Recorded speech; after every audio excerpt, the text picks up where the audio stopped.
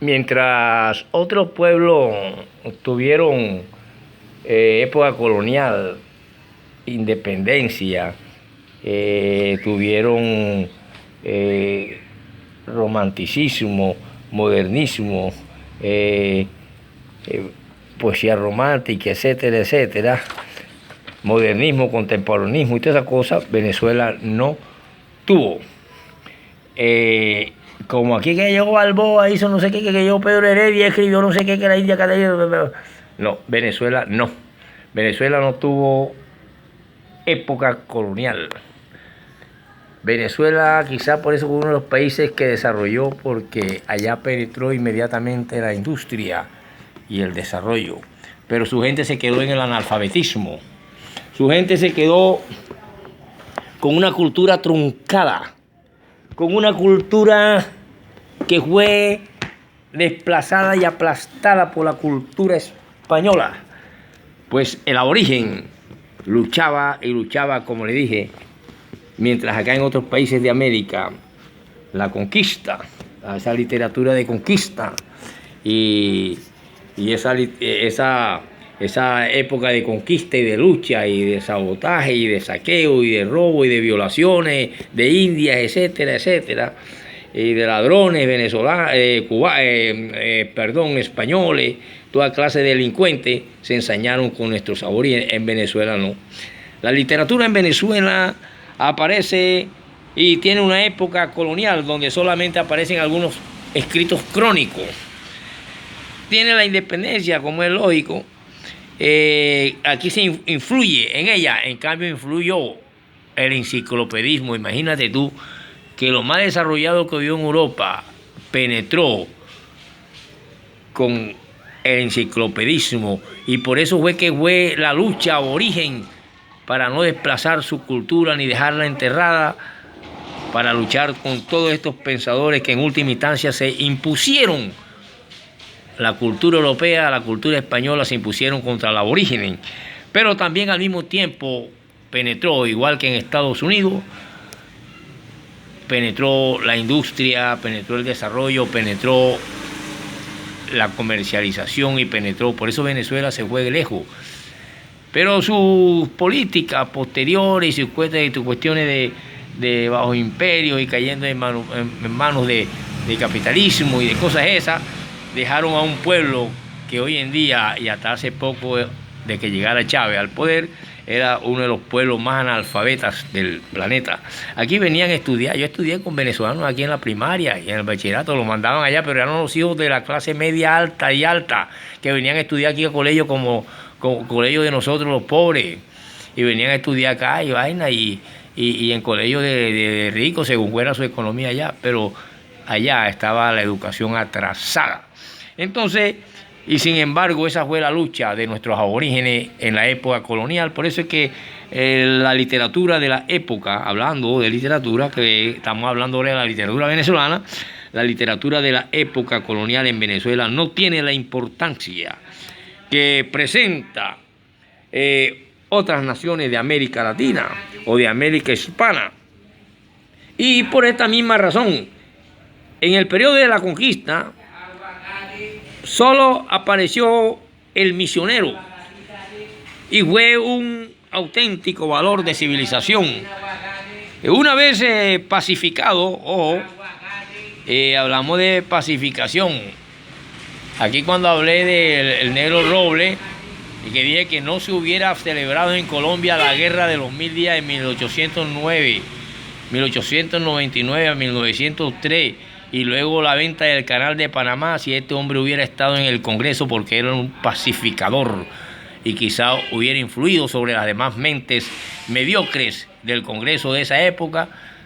Así era inteligente el Negro Roble, aquel que dijo: los antepasados y los huesos de mi antepasado aún resplandecen en las tumbas de Cartagena para darle la libertad a una blanquita como usted o a un blanquito como usted. Le digo a los que estaban en el Congreso. Bueno, en esa época no habían blanquitas en el Congreso como la Casal, como la otra, la Violeta, la Valencia, que es como una violeta. Yo no sé qué es lo que es, una paloma una vez. Entonces, esas mujeres no existían en el Congreso. puro hombre, y él le decía así, hoy le diría así, ustedes las blanquitas y blanquitos. Entonces, ya Venezuela, allá se intensificó la cultura española, mientras el pueblo, como le dije, el pueblo luchaba y luchaba culturalmente como aborigen. Y para esta época no hay literatura. Y luego le mencioné a Usiar Petry.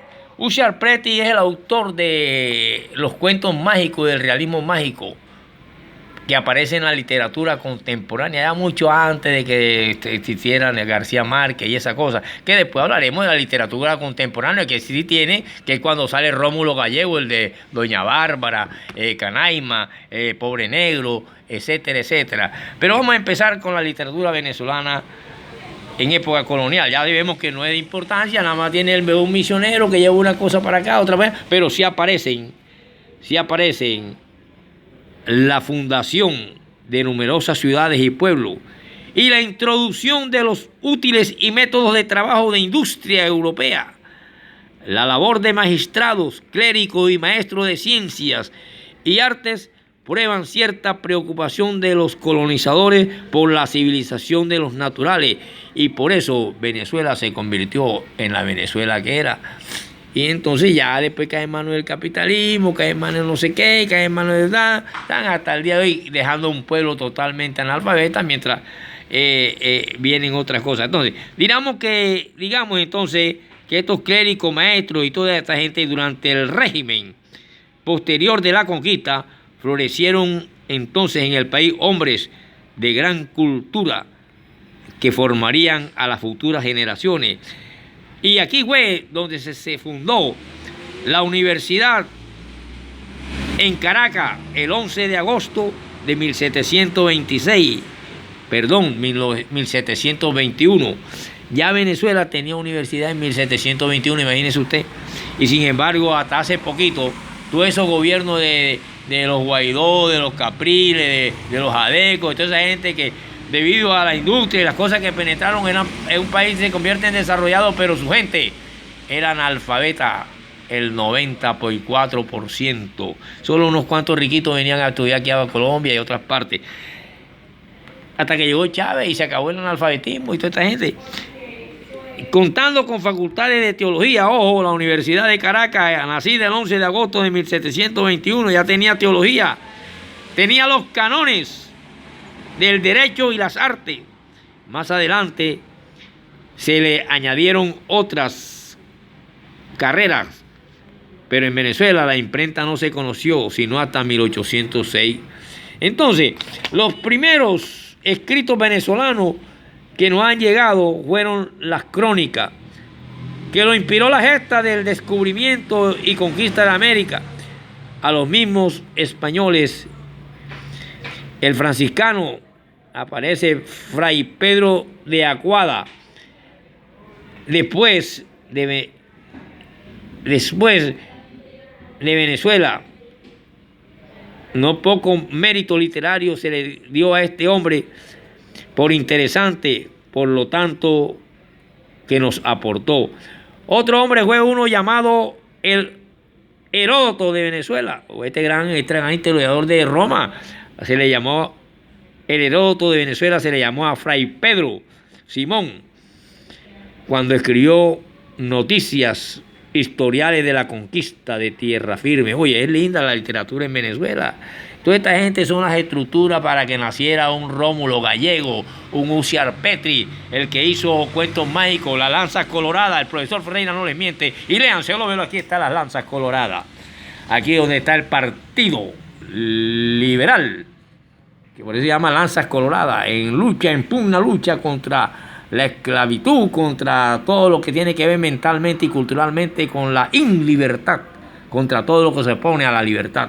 Luchaba ya aquí, eso lo escribe Arturo Usiar Petry, que murió allá en 1606, nació allá en 1606 y murió hace poco. Entonces, tenemos que, perdón, profesor Ferreira, yo quiero hacerle una intersección, o una moción de intersección para que usted entonces continúe con su clase desarrollándola. Yo quisiera preguntarle, profesor, ¿Por qué que usted sabe tanto? ¿Cómo hace usted, profesor? Hombre, sencillo, querido estudiante. Hay una historia de la pedagogía y hay una historia de cuando nace realmente la didáctica, con Robert Walton, un alemán, quien crea la didáctica, y entonces nosotros utilizamos los profesores material didáctico. Ustedes hoy en día tienen ahí el celular.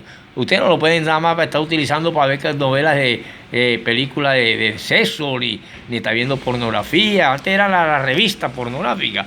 Y ni para estar viendo cosas que no sean de interés intelectual. Ustedes pueden preguntarle como material didáctico. El celular es un material didáctico, una herramienta de trabajo. Ustedes, por ejemplo, querían saber quién era Rafael Uncia Petri. Pregúntenle quién es Uncia Petri, cuándo nació, qué escribió.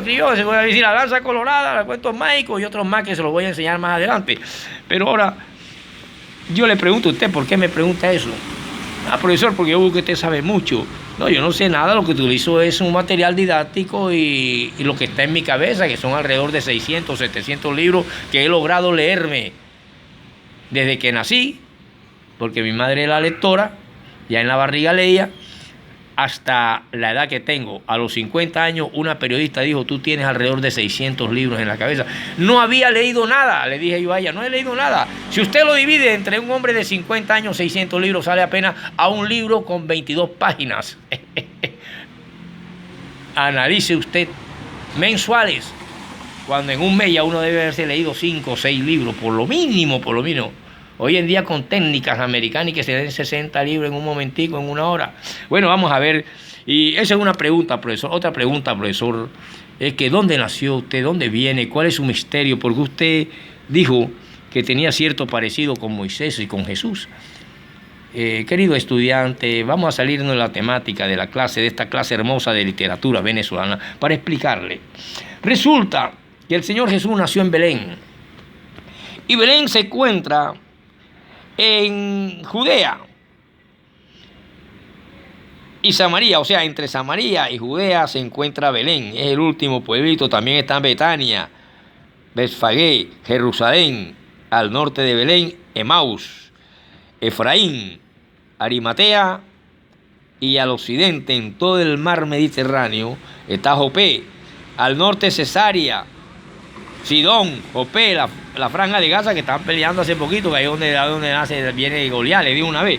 Bien, aquí lo que importa es que aquí en Belén, que se encuentra en la parte occidental del río Jordán, al sur está Jericó, y diagonal a Jericó se encuentra Belén. Aquí nació Jesús. Cerca del río Magdalena, en los bongales del río Magdalena, en el pueblito de Remolino, el cual tiene en el sur a Corral Viejo y Santa Rita, y un poquito hacia allá, hacia el norte, tiene a Guaymaro, y así atraviesa allá para Bolívar y se encuentra diagonal Magangué, etcétera, etcétera. Salamina, acá también más después de Guaymaro. Ahí en ese pueblito de Remolino Magdalena nace la familia de Ferreira. Pero Ferreira viene a la ciudad, está aquí en la ciudad, y un día su madre le dice, tú no eres hijo mío. A ti te pusieron en la puerta de mi casa en una canastica y yo te encontré y te cogí y te crié.